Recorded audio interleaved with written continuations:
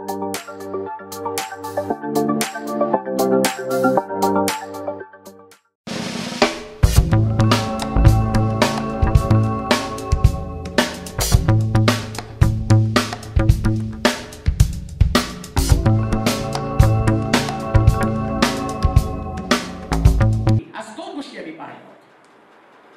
आराधना करण्यासाठी आवश्यक असणारी गोष्ट कोणती आणि तुम्ही आराधना करताना या आराधनेच्या द्वारे तुमच्या जीवनामध्ये काय घडतं, जोपर्यंत मला काय मिळते समजत नाही तोपर्यंत मी ती गोष्ट करणार नाही.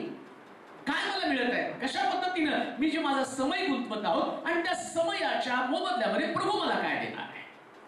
लक्षात ठेवा, या जगामध्ये येशूचं वैशिष्ट्य त्याला भौतिक गोष्टीमध्ये इंटरेस्ट नाही. जर कोणी असं म्हटलं की चला चर्च मध्ये गेल्यावर तुमच्या चर्चला मी काय देऊ नका, तुम्ही येऊन बसा. हालेलुया. किती हजार रुपये द्यावेत, किती लाख रुपये द्यावेत, तुमचे लाख पण जाऊ द्या, तुमचे हजार पण जाऊ द्या, तुम्ही येऊन नुसतं चर्च मध्ये बसा. कारण येशू घेणारा देव नाही, तो देणारा देव आहे. येशूला तुम्हाला काहीतरी द्यायचंय आणि ते देण्यासाठी जास्त तुम्ही तुमचा वेळ, पण असं नाही की येशूला काही द्यायचं नाही मग काही देत नाही, मग असं करा तुम्ही जावा आणि आमच्या नावानं एक त्या तुमच्या देवाला मेणबत्ती लावा, पंथी लावा, अगरबत्ती लावा. तो अगरबत्ती, उदबत्ती, पंथी, मेणबत्ती याच्यात इंटरेस्ट नाही. मग त्याला काय पाहिजे, त्याला तुमची पेटलेली जीवन पाहिजे.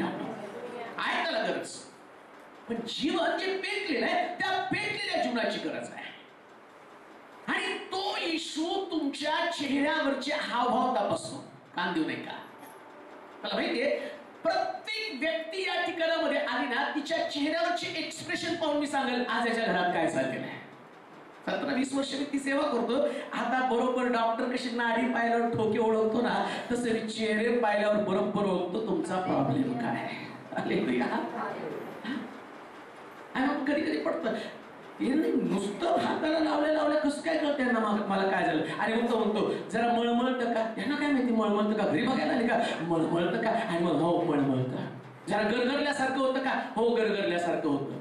मग भूक लागत नाही का, हो भूक लागत नाही. आणि मग मला कधी लहानपणी प्रश्न पडायचा हे सगळं डॉक्टरला कसं कळतं, त्यांना अभ्यास केलेला आहे. तसा देव तुमच्या चेहऱ्यावरची प्रत्येक एक्सप्रेशन पाहून तुम्हाला ठरवतो काय उपचार द्यावा, कोणत्या भावनेनं तुम्ही मंदिरात आला, ती भावना तपासणारा देव आहे. आणि या देवाचं वैशिष्ट्य इथं येऊन डोकं आपटावं लागत नाही. हो, कधी कधी लोक येऊन त्या मंदिरासमोर दणा डोका आपटतात. कर काहीतरी, इथं डोकं आपटायची गरज नाही, पण डोक्याला उघडण्याची गरज आहे. इथं डोकं उघडलं पाहिजे, मस्त काढले विचार बाहेर काढून टाकले पाहिजे. आणि ज्यावेळेस तुम्ही उपासना करताना नुसतं उपासक म्हणून तुम्हाला बसायचं नाही. एक भावना तुमच्या अंतःकरणामध्ये असली पाहिजे आणि त्या भावनेनं तुम्ही बसलं पाहिजे. एक वचन आम्ही वाचणार आहोत. परमेश्वराच्या घरामध्ये देव आम्हाला बोलवत असताना आम्ही काय करावं आणि त्याच्यानंतर देव आमच्यासाठी काय करणार आम्ही पाहणार आहोत. त्याच्यासाठी आपण जाऊया स्तोत्र संहिता 34 अध्याय त्याचं 4 आणि 5 वचन वाचूया. स्तोत्र संहिता 34 अध्याय त्याचं 4 आणि 5 वचन. मी परमेश्वराला शरण गेलो आणि त्याने माझा स्वीकार केला. त्याने माझ्या सर्व भयापासून मला सोडवलं. ज्यांनी त्याच्याकडे पाहिले ते प्रकाश पावले. त्यांची मुखे लज्जेने कदापि काळवंडणार नाही. मुख्य जे वचन आज आम्ही ऐकणार आहोत आणि त्याच्यामध्ये म्हटलं तो जो लोकड unto him will not ashamed. आम्ही परमेश्वराच्या घरामध्ये येत आहोत, पण आमची भावना काय. बरेच लोक वेगवेगळ्या भावनेने येतात. काही लोकांना इकडचं म्युझिक आवडतं, मग ते लोक चला गाणं पहिल्यापासून का म्युझिक कानावरती पडल्यावर बरं वाटतं.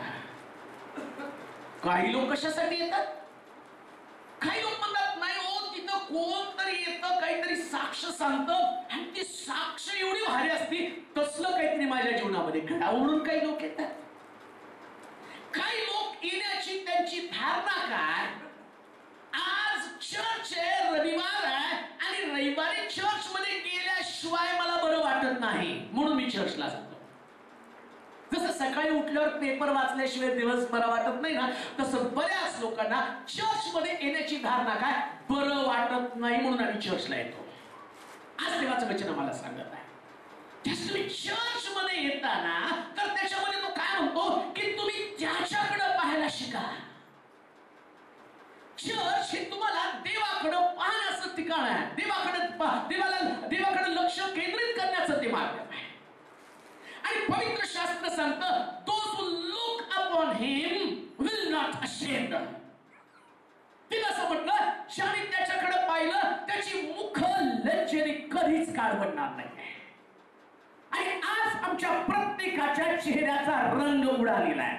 आम्हाला खात्री आहे, जसं आम्ही स्वतःकडे पाहतो, आमच्या परिवाराकडे पाहतो, आमच्या व्यक्तिगत जीवनाकडे पाहतो, त्यास आमच्या चेहऱ्यावरचा रंग उडून गेलेला आहे. काहीतरी असं आमच्या जीवनामध्ये आहे की ज्याच्याद्वारे आमच्या चेहऱ्याचा रंग उडण्याचं कारण अशा प्रकारची भीती आमच्या अंतःकरणामध्ये, आणि त्या भीतीनं भरून आम्ही परमेश्वराच्या घरामध्ये आलो. एक प्रकारची भीती प्रिया, एक प्रकारचा तणाव, एक प्रकारचं दडपण, आणि त्यातनं मला सुटायचं. आणि शास्त्र सांगतं की त्यानं मला सर्व भयापासून सोडवलं. येशूकडे किंवा चर्च मध्ये आल्यावर सगळ्यात चांगली गोष्ट तुमच्या घरामध्ये काय घडती माहिती का? तुमचं घर सगळ्या भयापासून मोकळं होतं प्रिया. हालेलुया. जरा जोरात वाजवायचं तर जोरात वाजवता, वाजवू नका. टाळ्या वाजवताना पण भीती मार्ग बाळगता. आणि मग बायबल तर सांगतं त्यानं आम्हाला सगळ्या भयापासून सोडवलं. आता जाताना तुमच्याकडे भय नाही, येताना तुमच्याकडे भय होता. कर्जाचं भय. बरेच लोक येशू कर्ज सोडवेल का, येशू कर्ज सोडवेल का, डोक्यावरती भरपूर कर्ज आहे. आणि त्या भयामध्ये तुम्ही परमेश्वराच्या घरामध्ये आला, आणि परमेश्वराच्या घराकडे आल्यानंतर आणि मग तुम्ही त्याच्याकडे जरा त्या मावशी उभा राहता का तुम्ही? हा गुलाब देसाईवाल्या कर्णेकर मॅडमच्या बाजूला उभं राहा मावशी. हा बघा बघितलं कसं आहे बसा. तुम्हाला आठवतं का एक वेळेला चर्च मध्ये आले ते एकसारख्या ढेकरा देत होते, त्यांना होचक्या लागत होत्या, आणि त्याच्यात मग लोक म्हटले की त्यांना बाहेर बसू द्या, सगळ्यांना डिस्टर्ब होईल. आणि तसं ते परमेश्वराच्या घरात आलं. आणि बायबल सांगतं आमचा देव सगळ्या भयापासून सोडवणारा देव आहे. कारण आमचा देव आम्हाला कुठल्याच प्रकारच्या बंधनामध्ये ठेवत नाही. या देवाचं नावच भय मुक्त करणारा देव, भय मुक्त करणारा देव. आणि म्हणून परमेश्वराकडे पाहत नसताना आता भीतीकडे पाहू नका. ज्यास तुम्ही परमेश्वराच्या घरामध्ये येताना त्यास एक प्रचंड प्रकारची भीती तुमच्याकडे असते. आणि ती भीतीचं कारण काय? ज्या गोष्टीकडे तुम्ही पाहता त्याच्यानं तुमच्यात भीती निर्माण होते. साधा डॉक्टरकडे जायला लोक घाबरतात. ते काय नाही हो, उगीच काहीतरी लोक शोधून काढतात. मी सोलापुरात आल्यापासून किती पण आजारी पडलो तर दवाखान्यात जात नाही. त्या डॉक्टरला काही काम नाही. ते कसं तुम्हाला शुगर झाली बरं का, जसं का मी पास झाल्यासारखं रिझल्ट घेऊन घरी जायचं, मी पास. Hallelujah, hallelujah. गेला की तो आम्हाला भीती दाखवतो. पण मी तुम्हाला सांगतो, सकाळी उठून परमेश्वराच्या घराकडे या. तुमचे रिपोर्ट तुम्हाला काय सांगतील त्याच्यापेक्षा येशू तुम्हाला सांगतो त्याला बसलेल्या माराच्या फटक्याने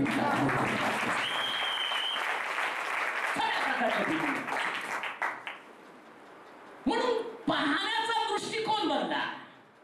आज आम्ही परमेश्वराच्या घरामध्ये येतो, पण जाताना प्रभूकडे पाहत जातो का आमच्या प्रश्नांकडेच परत पाहत चाललेलो आहे.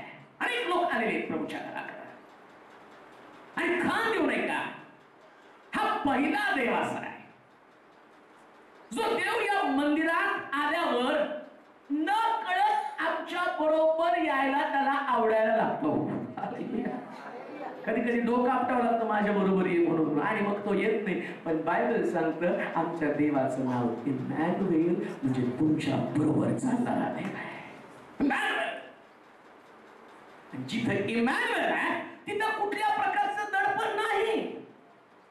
मी खात्रीशीर तुम्हाला सांगतो, कदाचित आज तुमच्या शरीरामध्ये विकार असू द्या तुमचं बीपी हाय, आमेन म्हणाल का?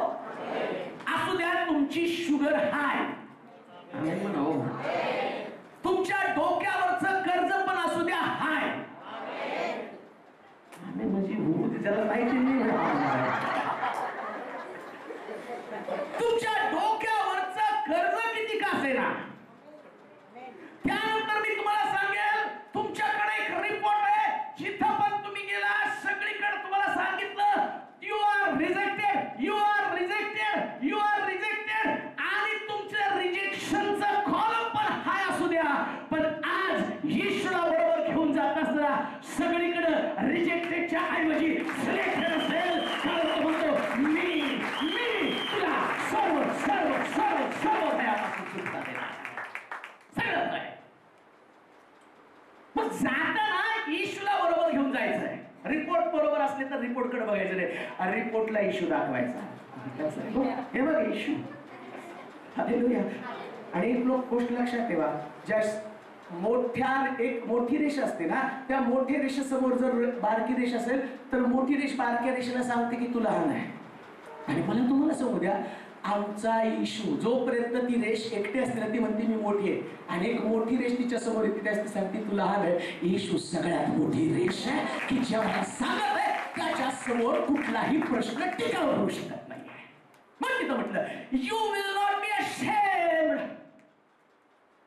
तू कधी सुद्धा निराश होणार नाही. आणि बायबल सांगतं त्याच्याकडे पाहण्याची दृष्टी आम्हाला असणं गरजेचं आहे. आणि त्याच्याकडे पाहिल्याबरोबर आणि सगळ्यात मोठं परिवर्तन काय होतं, येशूकडे पाहिल्यावर चेहऱ्याचे एक्सप्रेशन बदलून जातात. आम्ही म्हणाल का एकदम बदलतात. मग काय लोक म्हणतो तुम्ही आता बदलल्यासारखं वाटतं. का नाही बदलणार, येशूकडे जाऊन आलो. येशू आमचं पारलं नाही. जरा सुरुवात एकदम तेज. Hallelujah hallelujah. आणि लोक अहो तुमचे चेहरे बदलले. एक तरुण विचारा तिथं बसले कर्णिकर मॅडमच्या आणि पुतणी आहे तो, आणि फार तो मी त्याला पहिल्यांदा भेटल्यावर खूप घाबरलेल्या अवस्थेमध्ये होता. आणि तो आला, त्याला सांगितलं येशूकडे ये. आला तो विचार. जीवनात एवढे धक्के त्याने खाल्ले, एवढे धक्के खाल्ले, सगळीकडनं दुखावला गेला. कमी वयामध्ये भयानक जगाचा अनुभव त्याला आला. आणि तो म्हणतो की मी घरामध्ये इतका दडपणामध्ये इतक्या प्रेशर खाली होतो, पण जेव्हापासून मी चर्चला आलो तुम्ही माझा चेहरा पहा, माझा चेहरा आता बदलला का हो. ज्याने त्याचकडे पाहिलं ते प्रकाश पावले, त्याचे दुःख लज्जरी कधी काळवडले नाही. आमचा देव आमच्या चेहऱ्याला बदलून. चर्च मध्ये जाणाऱ्या लोकांच्या चेहऱ्यावरती प्रश्नचिन्ह नसतं. प्रेज लॉर्ड म्हणाल का. बऱ्याच लोकांचा चेहरा प्रश्नचिन्हासारखा आहे, क्वेश्चन मार्क. त्यांना बघितल्यावर बोलतो की मिस्टर प्रश्न विचारे, त्यांचा आडनावच प्रश्न विचारे ठेवायला पाहिजे. प्रश्नचिन्ह. लक्षात ठेवा, ज्याच्याकडे तुम्ही येता ना तो आमच्या प्रत्येक प्रश्नाचं उत्तर आहे. प्रिया, कोणता पण प्रश्न येशूकडे घेऊन या, कोणता पण. अशा एकही प्रश्नाचं उत्तर येशूकडे मिळणार नाही असं होणारच नाही हो. मग कसला तो देव आलेला आहे. हे सेल ग्रुप एका ठिकाणी प्रार्थनेला गेलो होता. ती प्रार्थना करताना एक आजी त्यांच्या दोन्ही किडन्या फेल म्हणून डॉक्टरनी सांगितलं, आणि सगळं जमलं घराभोवती. आणि तेवढ्या त्यांची प्रार्थना सुरू आहे. आणि तिकडून फोन आला त्यांना, आणि ते म्हटले येऊ नका. ते म्हटले बहुतेक गेल्यावर तर फोन आला गेल्यासारखं, आज जायचं नाही पण प्रार्थनेला. ते हे सेल ग्रुप आपला जर हा इश्यूच आहे ना सांगते. ते म्हटले जाऊन प्रार्थना करून, आणि गेले, प्रार्थना केली, सगळं झालं. आणि त्या आजीला आम्ही दवाखान्यात त्यांना ठेवलं की आम्हाला बोलायची येऊन जा येऊन जा येऊन जा. 2-3 वेळा मी पण गेलो, सेल ग्रुप पण तिथे गेला. आणि आता डॉक्टरने सांगितलं किडन्याला काही प्रॉब्लेम नाही, सगळं ठीक आहे. का हो, ज्याने त्याचकडे पाहिलं ते प्रकाश या येशूकडे येण्यासाठी तुम्हाला कारण आहे. मग आज तुमच्या चेहऱ्यावरचा उडलेला रंग जर तुम्हाला परत मिळवायचा असेल तर त्याच्यासाठी येशूकडे पाहायला सुरुवात करा. लुक अपॉन हिम, लुक अनटू हिम. त्याच्याकडे बघा.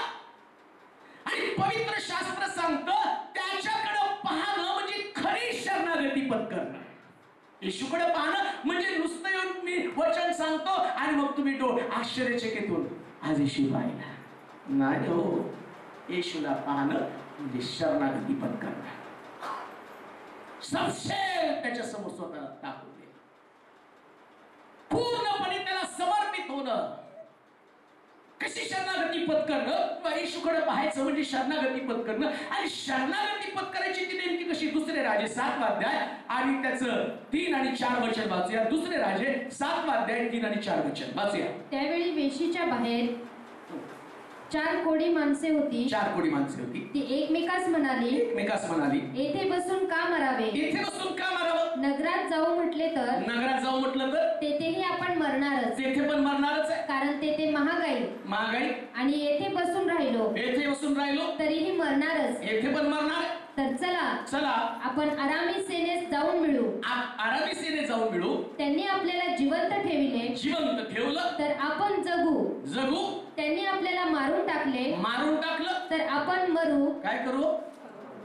त्यांनी जगवलं तर जगू, मारून टाकलं तर शरणागती याला म्हटलेलं आहे. शरणागती म्हणजे दुसरा ऑप्शन नाही. कधी कधी आम्ही ऑप्शन तपासण्याचा प्रयत्न करतो, कोणता अजून याला दुसरा पर्याय आहे.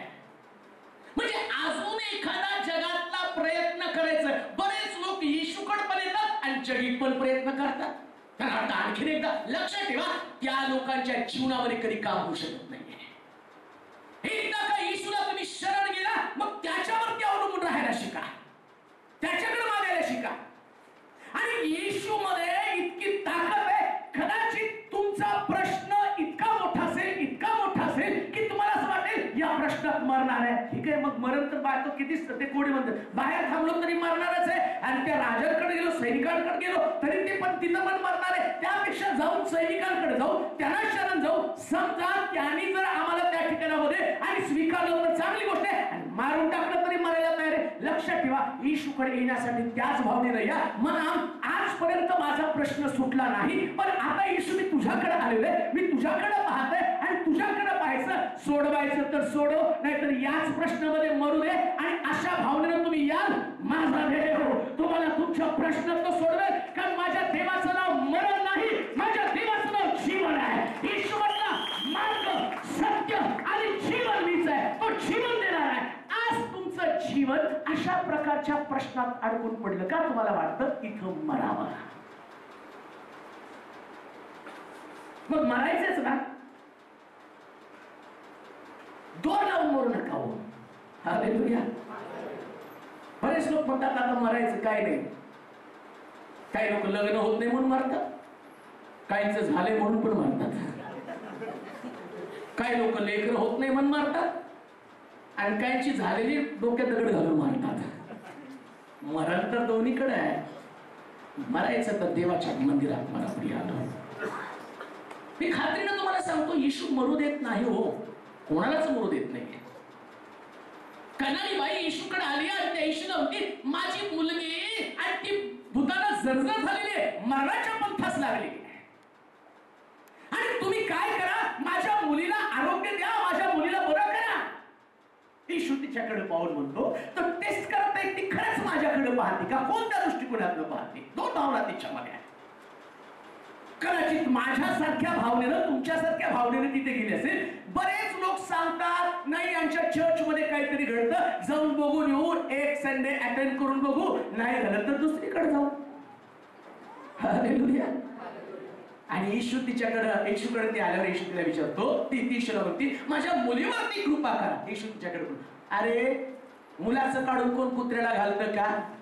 मला वाटतं लगेच दुसरं चर्च धरलं असतं, नाही का? लगे म्हणजे असते, हा नाही आता दुसरा देव तपासून, काय या देवानं मला कुत्र्याची उपमा दिलेली.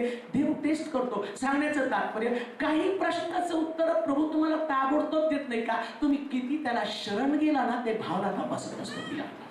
याचा अर्थ असा नाही की त्याच्याकडे प्रश्नाचं उत्तर नाहीये. याचा अर्थ असा नाही की देवाला तुमच्या घरामधल्या समस्या आणि फार आवडतात, किंवा तुमच्या घरातल्या समस्या आणि त्याच्याशी खेळताना तुमची जी पळापळ होती देवाला ती आवडत नाही. लक्षात ठेवा. बरेच लोक म्हणतात, काय देवाला तरी मला त्रास देण्यामध्ये आनंद मिळतो, कोणच ठाऊक. देवाला त्रास देण्यासाठी भरपूर जगांमध्ये त्रासदायक लोक आहे. देव त्यांना त्रास दिले, त्यांचा त्रास बघेल. तुमच्यासारख्या धार्मिक लोकांचा त्रास देव पाहणार नाही, पण तुमची शरणागती तपासत असतो. लक्षात ठेवा. परमेश्वर त्याच्या लोकांना जे मनोभावे त्याच्या मंदिरामध्ये येतात, जे त्याच्यावरती प्रेम करतात, आराधना करतात, त्या आराधकांची शरण सरेंडर केले स्वतःला, किती तुम्ही स्वतःचं समर्पण देवाला केलेलं आहे, किती हीन प्रकारे स्वतःला तुम्ही घटवत आहात, स्वतःला नम्र करत आहात आणि प्रभूला तुम्ही किती उंच करत आहात. कदाचित काही प्रश्न तुमच्याकडे अजूनही असतील आणि त्या प्रश्नांना तुमच्या चेहऱ्यावरचा रंग उडून गेला असेल. उडू देऊ नका तुमच्या चेहऱ्यावरचा रंग. त्या प्रश्नातनं देवाचं गौरव तुम्ही पाहणार, कारण आमच्या देवाला तुमच्या चेहऱ्याचं रूपांतर करायला आवडतं प्रियानो. तो तेज आणतो प्रियानो तुमच्या चेहऱ्यावर. ती बाई म्हटली, बाबा आणि महाराज तुम्ही खरं बोललास, आणि कुत्रा सुद्धा मेजावरचं पडलेलं खातं, कदाचित तुम्ही पडलेलं खायला काय सरेंडर, काय शरणागती आहे. ती म्हणते, अहो मेजावरचं पडलेलं पाळलेलं कुत्र पण तिने म्हटलं नाही, स्वतःला एवढं पण मोठं केलं नाही. प्रभू तुमच्या घरात बांधलेलं कुत्र समजून तर एखादी भाकर मला द्या. ती म्हणते, नाही, मेजावरचं पडलेलं खाल्लेलं जरी मला मिळालं तरी सुद्धा आणि मला चांगलं असेल. आणि त्या भावनेनं प्रभूकडे जाते. आणि येशू म्हटलं, बाई ठीक बोललीस का, काय सुंदर तू बोललीस. कधी सुद्धा तुझी धार्मिकता घेऊन तू माझ्याकडे आली नाही. कदाचित तुम्ही प्रभूकडे आल्यानंतर उपवास केले असतील, प्रार्थना केली असतील, देवाच्या वचनात सांगितलेल्या असंख्य गोष्टी केल्या असतील, पण या गोष्टीने तुम्हाला उत्तर मिळेल असं समजू नका. शरणागती जर तुम्ही मनोभावे पत्कराल ना, तर माझा देव त्या शरणागतीच्या द्वारे तुम्हाला समस्येतनं सोडवणार आहे. तुमची धार्मिकता प्रभूचं अंतकण बदलू शकत नाही, पण शरणागती मात्र बदलू शकते. आणि म्हणून शरणागती पत्करणं गरजेचं आहे. सरेंडर हो त्याच्या समोर. आणि जो कोणी त्याच्या समोर सरेंडर होतो ना, आणि त्याला म्हटलं he will not be ashamed, शरणागती पत्करणारा व्यक्ती, काय प्रभूनं करायचं, येशूला जे काही करायचं ते करू द्या.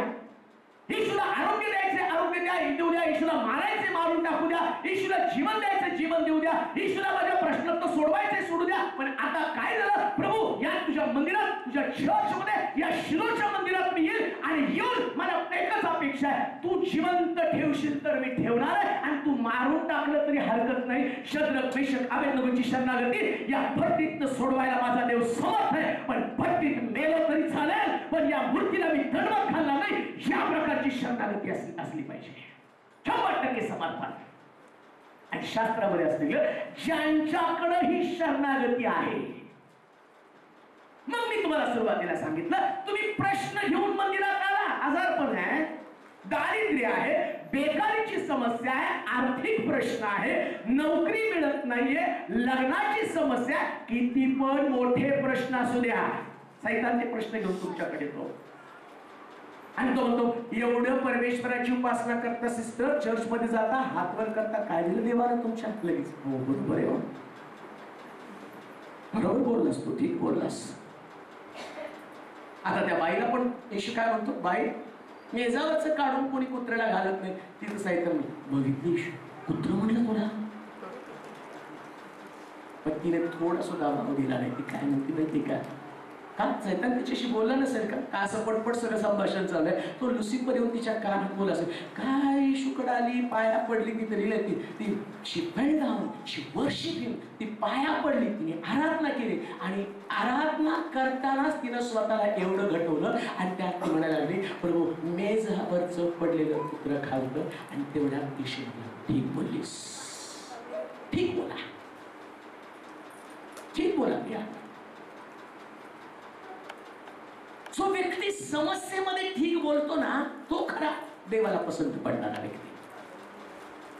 समस्या तुम्ही काय बोलता यासाठी तुमच्याकडे येतात. तो हालेलुया. समस्या नेमकं तुमच्या मुखातले शब्द तपासण्यासाठी येतात. बरेच लोक स्वतः गोड खातील आणि शुगर वाढली. देवानं कशाला शुगर वाढवली? स्वतः जास्त मटण खातील, बीपी वाढेल. देवानं कशाला बीपी वाढ? मटण कमी करा, ठीक बोला ना. आणि काही लोकांचं बीपी कितीही वाढलं तर ते काय म्हणतात, प्रभू परीक्षा पाहतो काय, बीपी जरी वाढलं ना तरी जाऊन उपासना करेल, या बीपीला हरवण्याची ताकद माझ्या उपासनेमध्ये, असं बोलतात. तो म्हणतो, ठीक बोललीस बाई, ठीक बोललीस. आणि तसंच तुम्ही प्रभूच्या घरामध्ये येतात. कधी कधी शरीर लटलट कापत असतं बीपी वाढल्यामुळे. कधी कधी चक्कर येत असते, डोकं फिरत असतं आराधना करताना, पण तरी पण उभं राहता. एक दिवस या आराधनेमधली ताकद तुमच्या चक्करला थांबवते आणि मग तुम्ही साक्ष सांगता, मी एवढी बरी होती पण प्रभूनं आराधनेमध्ये मला आरोग्य दिलं का? कारण तुम्ही त्याच्याकडे पाहिलं नाही, तुम्ही देवाकडे पाहिलं. प्रियांनो, देवाकडे पाहिलं. आणि बायबल सांगतं, ज्यांनी त्याच्याकडे पाहिलं त्यांची मुखलज्जनी कधी काळवडली नाही. आणि त्या काळवडणाऱ्या शब्दासाठी एक सुंदर इब्री भाषेमधला शब्द आहे, त्याला म्हणलेले खाफार. ज्यांनी त्याच्याकडे पाहिलं ते प्रकाश पावले, त्यांची मुखलज्जनी कधी काळवडली नाही. आणि त्याला असं म्हटलं खाफार. त्यांच्या चेहऱ्यावरती कधी खापर दिसणार नाही. मराठी शब्द जर म्हटलं खाफार, मग काही लोक म्हणतात काय खापर फुटल्यासारखं तोंड. आणि हिब्री भाषेतला शब्द आहे, ती तसं म्हटलं, त्याच्या चेहऱ्यावरती खापर नसणार आहे. He will not be ashamed. आणि त्याचं ट्रान्सलेशन इतकं सुंदर आहे, इतकं सुंदर तो शब्द आहे. तो म्हटलं, ज्याने त्याच्याकडे पाहिलं ते will never खापर, किंवा ते कधीच काळवडणार नाही, त्यांच्या चेहऱ्यावरचं तेज कधी नाही होणार नाही. आणि त्याला असं म्हटलेलं आहे, he will not be disappointed. तो कधीच निराश होणार नाही. जर तुम्ही येशूकडे आहात आणि येशूकडेच पाहतात, तुमचा प्रश्न, या प्रश्नाचं उत्तर कुठंच पाहू नका. ना तुमच्या नोकरीकडं, ना तुमच्या प्रॉव्हिडंट फंडाकडं, ना तुमच्या ग्रॅज्युएटीकडं, ना तुमच्या पेन्शनकडं, ना तुमच्या डॉक्टरकडं, ना तुमच्या मुलाकडं, कोणाकडे पाहू नका. हे सगळे तुम्हाला डिसअपॉइंट करतील. हो, रिटायर बरेच लोक म्हणतात, त्याच्या अगोदर मुला सांग, आता माझा फंड येणार आहे बरं का.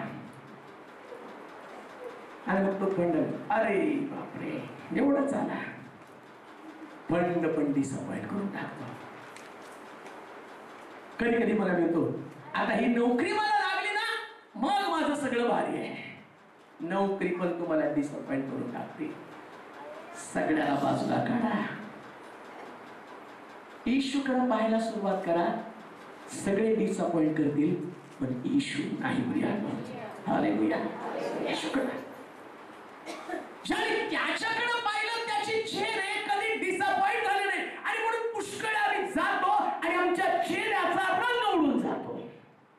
आणि बायबल सांगतं, आता कोणाकडे पाहू नका. जर तुमची सासू रिटायर होत असेल तर तिच्याकडे पण पाहू नका. आम्ही म्हणाल का? बरेच लोक सासू रिटायर होणार आहे, त्या पैसा मिळणार आहे. Not look at it. तिच्याकडे बघू नका. सासरा रिटायर होणार आहे, त्याचे पैसे मिळणार आहे. कदाचित तुम्ही म्हणाल, आज माझा पती रिटायर होईल, त्याचे पैसे मिळतील. सगळे निराश करतील. एलियासारखं कावड्याकडे पहा. बायबल सांगतं, सगळ्यांनी निराश केलं पण देवानं त्याला मोलवान प्रकारचं खायला दिलं. कोणी तुम्हाला या जगामध्ये तुम्हाला खरं सार्थ देऊ शकणार नाहीये. कधीच पाहू नका तुम्ही आपल्या स्वतःकडे, कधी तुम्हाला उत्तर देणाऱ्या लोकांकडे पाहू नका. म्हणून खापर म्हणजे त्याला म्हटलं की ज्याने त्याच्याकडे पाहिलं ते कधीच डिसअपॉइंट झाले नाही. आणि दुसरी गोष्ट, आणि दुसरा एक शब्द त्याच्यासाठी म्हटलं, रिप्रोच. रिप्रोच. ज्याने त्याच्याकडे पाहिलं ते नेव्हर रिप्रोच. म्हणजे जे त्याच्याकडे पाहतात ना, ते कधी सुद्धा दुःखाचे शब्द बोलत नाहीत. तुम्हाला कदाचित तुम्ही एकमेकाकडे पाहात तर तुम्ही दुःखाचे शब्द बोलाल. आज तुमच्या शरीरामध्ये असणारा रोग, तुम्ही त्या डॉक्टरकडे जाल आणि डॉक्टर आणि लोक सांगतील की आतापर्यंत या डॉक्टरने खूप लोकांना बरं केलेलं आहे, खूप चांगला डॉक्टर आहे. आणि मग आम्ही आशेने जातो, डॉक्टर साहेब सांगा बरं काय. मला परवा एकाचा फोन आला, पास्टर बघा ना, आमची बहीण आणि तिचे मिस्टर एका ठिकाणात प्रभूला भेटण्यासाठी गेले जत्रेला. सगळी जत्रा व्यवस्थित करून आले आणि जत्रा झाल्यावर दोघं नवरा बायको अतिशय खुश होते. जेवण खावण झालं, सगळं झालं आणि दोघं पण रस्त्याने निघाले. तेवढ्यात ती गाडी आली, त्या गाडीने धडक मारली. आमचे मेवणे रस्त्यावरती पडले, त्यांचं डोकं फुटलं, मेंदू मेला, मेंदू डेथ झाला. आमच्या बहिणीला थोडंसं लागलं, त्यांना दवाखान्यात नेलं.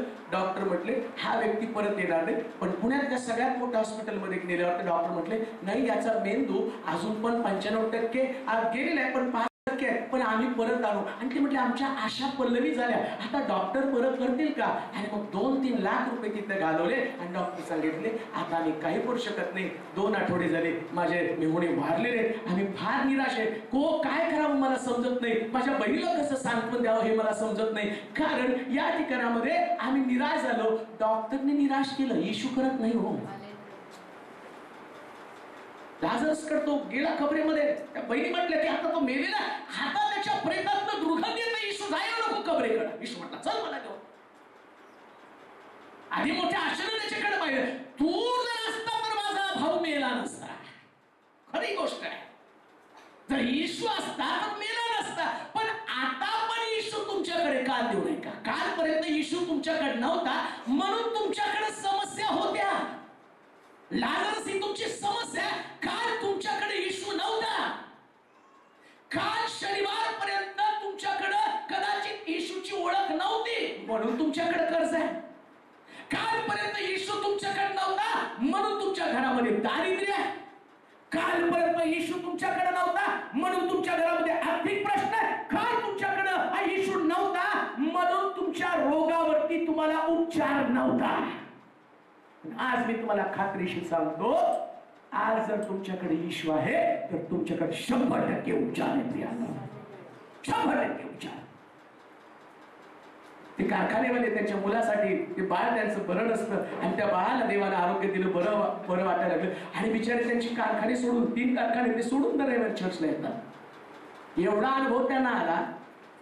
एक त्यांचा कोणतरी रिलेटिव्ह, त्यांचा कोणतरी मित्र पुण्यामध्ये, आणि त्याचं बाळ जे, त्या बाळाची जी वेल आहे ती वेल नष्ट झालेली आहे आणि ते बाळ दवाखान्यामध्ये अनेक दिवसापासून उपचार घेत आहे. आणि त्याची पालक, त्याचे वडील मला फोन करून सांगत आहे, फादर माझ्या बाळासाठी प्रार्थना करा.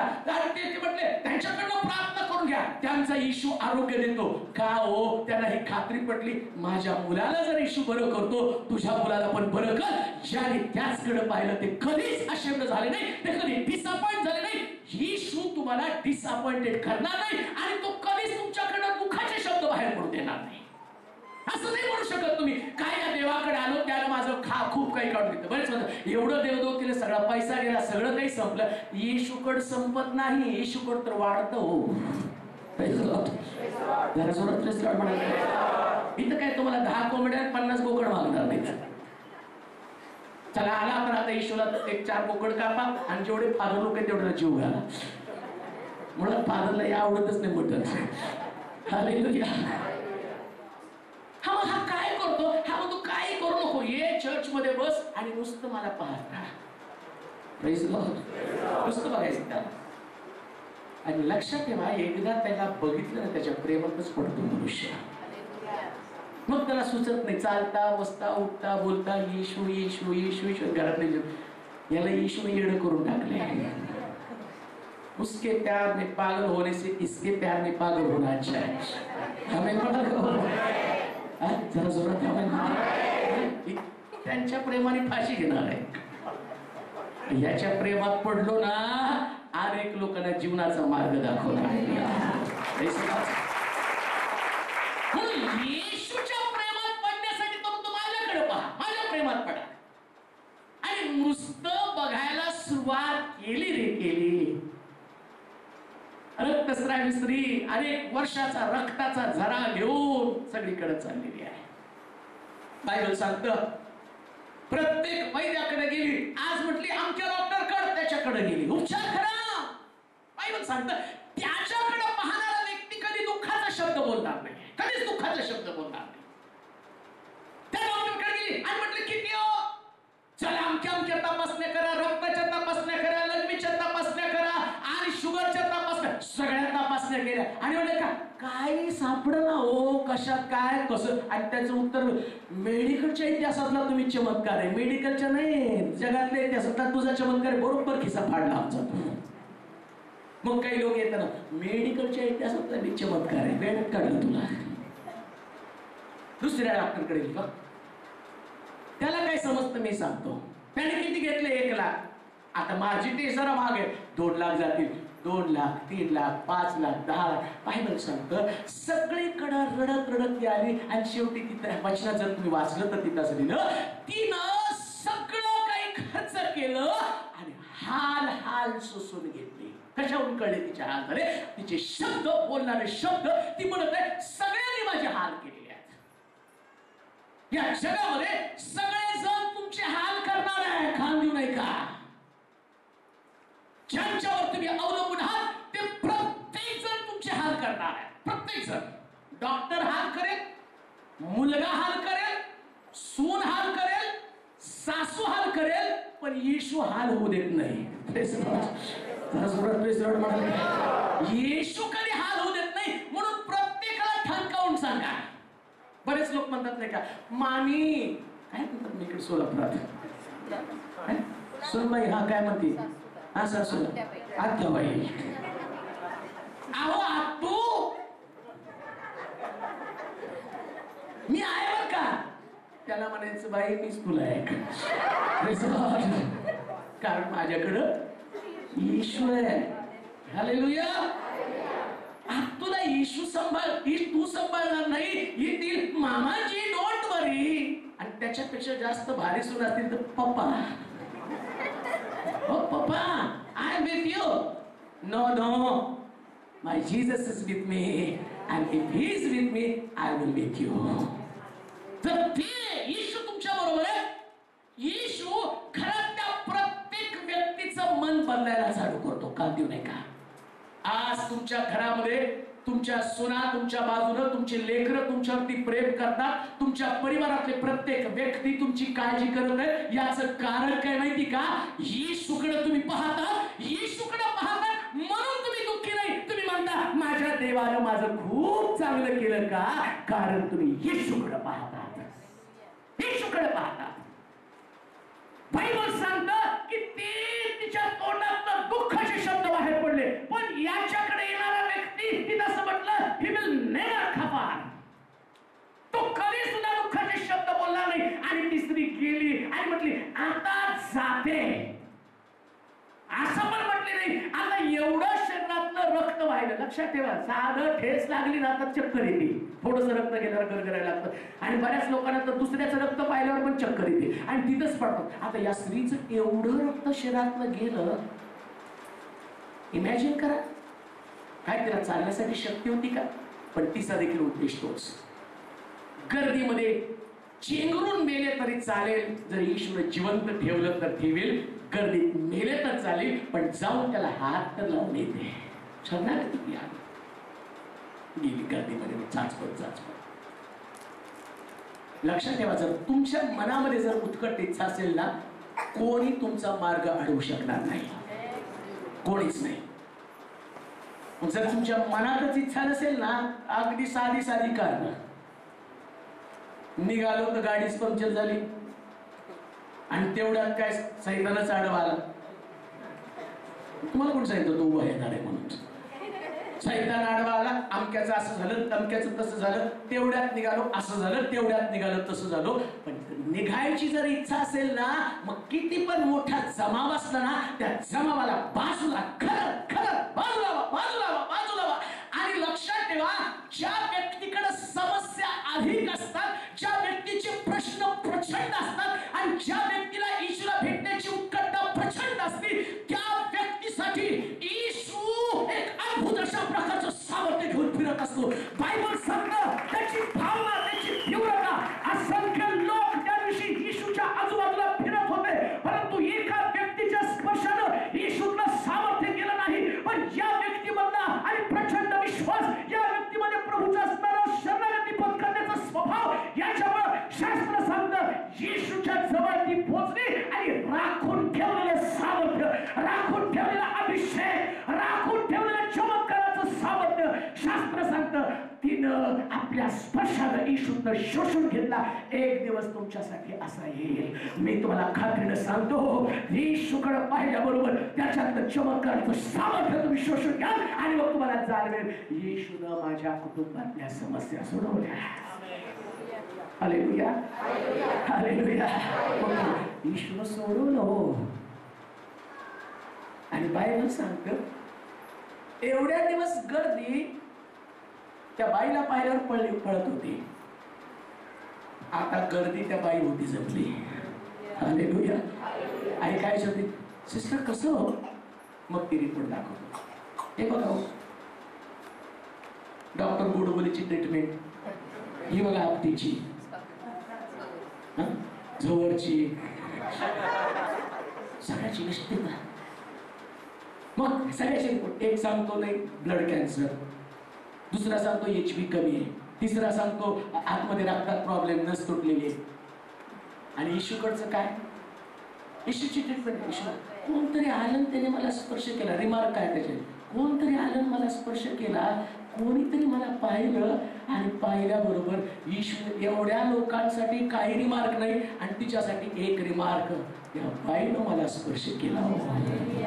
हालेलुया. एवढे लोक चर्चमध्ये आहेत. एक स्त्री प्रभू शोधत आहे जी त्याच्याकडे पाहते आणि जाताना आपल्यातनं चमत्कार घेऊन जाते. प्रिया, तो स्पर्श की ज्याच्यानं तुमच्या चेहऱ्यावरती थोडं सुद्धा लज्जेची भावना नाही. येशूकडे पाहणाऱ्याला तो कधी लज्जित आणि पजित करत नाही. आणि तिसरी गोष्ट त्याच्या संबंधानं म्हटलं की ही नेव्हर बी कम्फर्टेड. जो त्याच्याकडे पाहतो त्याला त्याच्या संबंधानं म्हटलं ही नेव्हर बी कम्फर्टेड, म्हणजे तो कधीच गोंधळलेल्या स्थितीमध्ये राहत नाही. येशूकडे येणारा व्यक्ती गोंधळलेल्या अवस्थेत नाही. काही लोकांचं जर जीवन बघितलं तर सगळं गोंधळलेलंच आहे. त्याला विचारा कसं काय हो, ते म्हणतात काय समजणं हो, काहीतरी वेगळं व्हायला लागले. काय होतं तेही त्यांना कळत नाही. असं वाटायला बरं पण वाटते, नाही पण वाटत, चांगलं पण वाटते, चांगलं पण वाटत नाही. गोंधळलेल्या अवस्थेमध्ये. आणि बायबल सांगतं येशूकडे आल्याबरोबर येशू सगळा गोंधळ काढून टाकतो. फक्त काळजी करू नको, शांत राहा. काय करावं जीवनामध्ये याचा निर्णय त्या व्यक्तीकडे नसतो. गोंधळलेली अवस्था, कशा पद्धतीने प्रश्न हाताळावा हे देखील त्याला समजत नसतं. गोंधळलेली अवस्था. अनेक लोक गोंधळलेल्या अवस्थेमध्ये आपल्या परिवारासंबंधानं, आपल्या भविष्यासंबंधानं आणि देवाच्या बाबतीत निर्णय घेण्यासंबंधानं पुष्कळ लोक गोंधळलेल्या अवस्थेमध्ये आहे. आई वडील आपल्या लेकरांसाठी गोंधळलेल्या अवस्थेमध्ये आहे. तरुण आपल्या भविष्यासाठी गोंधळलेल्या अवस्थेमध्ये आहे. पण एक गोष्ट लक्षात ठेवा, जर येशूकडे आला तर येशू तुमच्या लेकरांचं भविष्य उत्तम रचणार आहे, यावरती तुम्ही विश्वास ठेवा. गोंधळून जाऊ नका. कारण शास्त्रामध्ये लिहिलंय तरुण सिंहासही वाण पडेल पण धार्मिकास कोणत्या चांगल्या गोष्टीची वाण पडणार नाही. धार्मिकास कोणत्या उत्तम गोष्टीपासून ते वंचित ठेवणार नाहीये. ते धार्मिकाला उत्तमात उत्तम देणार आहे. तो या पृथ्वी तलावरती एक गोष्ट मी पाहिली, धार्मिक निरश्चित झालेली किंवा त्याची संतती भिकेस लागलेली मी पाहिली नाही. मग गोंधळ नाही तुमच्याकडे का? कारण तुम्ही येशूकडे पाहता. मग गोंधळ कसं काय तुमच्यामध्ये? आताची तुमची मुलं याच्यानं गोंधळून जाऊ नका. देव तुमच्या मुलांसाठी जे करणार आहे ना ते अद्भुत असणार आहे. अद्भुत, अलौकिक, याची तुलना कोणी करू शकणार नाहीये. कधी सुद्धा गोंधळलेल्या अवस्थेमध्ये तुम्ही असाल. बऱ्याच वेळा तुम्ही असंख्य परीक्षा दिली असाल आणि तुम्हाला वाटत असेल या परीक्षेमध्ये देव मला उत्तीर्ण करत नाही आणि आता मी काय करावं. गोंधळून जाऊ नका. कालपर्यंत दिलेल्या परीक्षा येशू शिवाय दिलेल्या असतात. पण आता येशू तुमच्या बरोबर आहे. हालेलुया. येशू येईल आणि तिथं तुम्हाला मार्गदर्शन करेल. लिहा आता पेपर लिही. हालेलुया. आणि तो पेपर लिहायला सुरुवात केल्याबरोबर कुठून यायला लागली मदत. मग येशू हसतो सांगतो, अरे बेड्या, चर्चमध्ये नव्हता आलास का तू? Praise God. अगं बेडे, तू चर्चमध्ये नव्हती आलीस का? मला आठवतं गेली ती अरे रेश्मा लग्न करून. पहिल्यांदा तिला मी भेटलो होतो गोंधळलेल्या अवस्थेमध्ये. मास्टर प्रार्थना करा, इंग्लिश खूप अवघड जातं. आणि तिने मला सांगितलं की पेपरच देत नाही मी. इंग्लिश म्हटलं की भीती वाटते. पेपरच देत नाही मी इंग्लिशचा. मला वाटतं BA सेकंड इयरला का फर्स्ट इयरला ती होती आणि ती गोंधळलेल्या अवस्थेमध्ये होती. म्हटलं घाबरू नको, आता येशूकडे आली ना, होय येशू तुला सगळं काही ठीक करू दे. अरे का रेश्मा काय आता मला रेश्मा गोंधळलेल्या अवस्थेमध्ये होती. आणि प्रार्थना केली आणि नंतर तिने सांगितलं कॉलेजमध्ये त्या विषयात दुसरी आली ती. Hallelujah, hallelujah. हे गोंधळ काढणारा येशू. सगळ्यात जास्त तिला त्याच विषयात मार्क पडले. कारण तो जो प्रभूकडे येतो ना, येशूकडे, तो गोंधळच काढून टाकतो. आज आम्ही गोंधळलेल्या अवस्थेमध्ये का? कारण आम्ही पाहतो उत्तराकडे. लक्षात ठेवा, तुमच्या जीवनातला गोंधळ येशूशिवाय दुसरं कोणीच काढणार नाही, म्हणून त्याच्याकडे पहा. लुक ॲट हिम. त्याच्याकडे पाहायला सुरुवात करा. ज्याने त्याच्याकडे पाहिलं ते प्रकाश पावले. दुसऱ्या भाषेमध्ये मी असं म्हणेल, जे त्याच्याकडे पाहणार ते शायनर आहेत. बरेच लोक काय शायनिंग मारतो. शायनिंग मारतो म्हणजे काय माहिती का, त्याच्याकडे कधी नाही, ते अचानक येतं, नसतं त्याच्याकडे ते, आणि अचानक त्याला तो धड लावतो, अचानक नोकरी लागती, अचानक तो कॉलेजमध्ये पास होतो, अचानक सगळ्या गोष्टीमध्ये त्याला यश येतं, आणि तेवढं तो काय शायनिंग मारतो. परवा नव्हता स्वतःने शायनिंग मारायला लागला. अहो, त्याच्याकडे पाहिलं शाईन आपोआप मारली जाते. कारण त्याला तुम्हाला शाईन करायचं, त्याला तुम्हाला चमकवायचं. देव तुम्हाला पॉलिश करतो, तुमच्या घराला पॉलिश करतो, तुमच्या परिवाराला पॉलिश करतो. लोक तुमच्या कुटुंबाकडे पाहतात आणि म्हणतात कसं काय तुमच्या आणि या कुटुंबामध्ये असं घडलेलं आहे, आणि त्याच तुम्ही म्हणता ज्याने त्याचकडे पाहिलं ते प्रकाश पावले, त्याची मुखलजेने कधी काळवडली नाही. देव आमच्या चेहऱ्यावरती नवीन प्रकारचं तेज घालतो पियानो. आणि म्हणून त्याच्याकडे पाहणाऱ्या लोकांसंबंधानं बोललं की ते आणि त्यांची चेहरे कधी काळवडणार नाही. आणखी एकच शब्द आपण वाचणार आहोत, आणि त्याच्यामध्ये म्हटलं they never B confused. Confuse असणार नाही ते जीवनामध्ये, ते कधी सुद्धा कन्फ्युज असणार नाही. बरेच लोक म्हणतात मी कन्फ्युज आहे, काय करावं. कन्फ्युजन जास्त आहे, आणि आज जगामध्ये सगळ्यात जास्त समस्या कन्फ्युजनची आहे. काय करावं. अगदी आमचे देशाच्या पंतप्रधानापासून सगळ्या लोक आज कन्फ्युजन मध्ये, गोंधळलेल्या स्थितीमध्ये आहेत. काय निर्णय घ्यावा समजत नाही. मग कधी कधी लोक म्हणतात पंतप्रधान गप्प का, आणि मग पंतप्रधानाला अचानक मौन तोडावं लागतं आणि बोलावं लागतं. तेव्हाच बोलले असते तर लोक कशाला ओरडले असते. पण कन्फ्युजन माणसाच्या जीवनामध्ये भरपूर आहे. पण लक्षात ठेवा, येशूकडे आलं ना, कुठल्याच बाबतीत कन्फ्युजन नसते. कारण का हो, एक गोष्ट करावी का न करावी याच्यासाठी माणूस गोंधळलेला असतो, कन्फ्युजन मध्ये असतो. आणि येशूकडे आल्यावर येशू काय म्हणतो माहिती का, जलातनं चालशील त्यास ते तुला बुडवणार नाही, आगीतनं चालशील त्यास ते तुला पोळणार नाही, तू जिकडे जाशील मी तिकडे तुझ्या बरोबर आहे. No confusion. तुमच्या परिवारामध्ये कुठली कन्फ्युजन असणार नाही. बरेच लोक म्हणतात तुम्हाला काय देव दाखवतो दाखवा. आम्ही एक मुलगी बघून आलो, करू का नको, तुम्हाला देव काय दाखवतो. प्रार्थना करा, बरोबर देव दाखवल, करावं का नाही करावं.